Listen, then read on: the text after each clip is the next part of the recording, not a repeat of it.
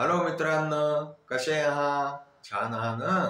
आज की नाही मी तुम्हाला एक तेनालीरामची गोष्ट सांगणार आहे. तेनालीराम हे राजा कृष्णदेवरायाकडे मंत्री होते. आणखी खूपच हुशार होते. ते नेहमी राजा कृष्णदेवरायाला खूप छान छान सल्ला द्यायचे आणि त्या सल्ल्यामुळे जे आहे ना ते राजा कृष्णदेवरायाचं खूप छान व्हायचं.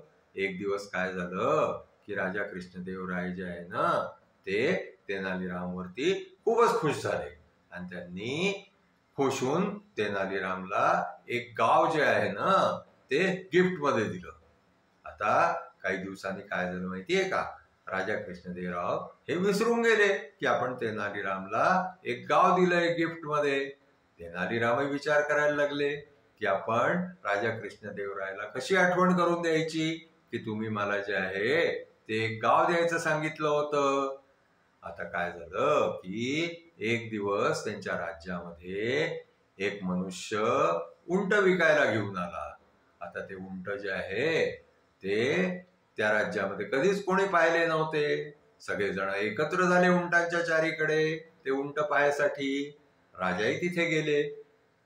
कृष्णदेवरायांनी सुद्धा उंट पाहिले. आणखीन ते तेनालीरामला म्हणायला लागले की हा प्राणी बुवा मला काही आवडला नाही. ह्याची उंच मान, पाठीवरती कुबड हे तर मला जे आहे ना मुळीच नाही आवडलं. तर तेनालीराम जे आहे ना ते मोकाच ढूंढून राहिले होते. काहीतरी करून जे आहे ते राजा कृष्णदेवरायाला आठवण करून द्यायचा. तर तेनालीराम काय म्हणायला लागले की राजा हा उंट जो आहे ना हा मागच्या जन्मी राजा होता. आणखी त्यांनी कोणाला तरी वचन दिलं होतं, कोणाला तरी काहीतरी वस्तू गिफ्ट म्हणून दिली होती आणि ते विसरून गेले ती द्यायची. म्हणून आता ते या जन्मी जे आहे ना ते असे कुरूप उंट म्हणून जन्माला आले. आता हे ऐकून जे आहे ना ते राजा कृष्णदेवरायाला एकदम आठवण झाली की आपण तेनालीरामला एक गाव जे आहे ते गिफ्ट म्हणून दिलं होतं. आता राजाने जे आहे ते तेनालीरामची माफी मागितली. आणखीन त्यांनी आपल्या नोकरांना सांगितलं की तुम्ही लवकरात लवकर जे गाव मी तेनालीरामला गिफ्ट केलेलं आहे ते त्यांच्या स्वाधीन करावं. अशा प्रकारे तेनालीरामनी आपल्या बुद्धिचातुर्याने जे आहे ना ते राजा कृष्णदेवरायाला आठवण करून दिली. आणखीन आपली गिफ्ट जी आहे ती त्यांच्याकडून प्राप्त करून घेतली.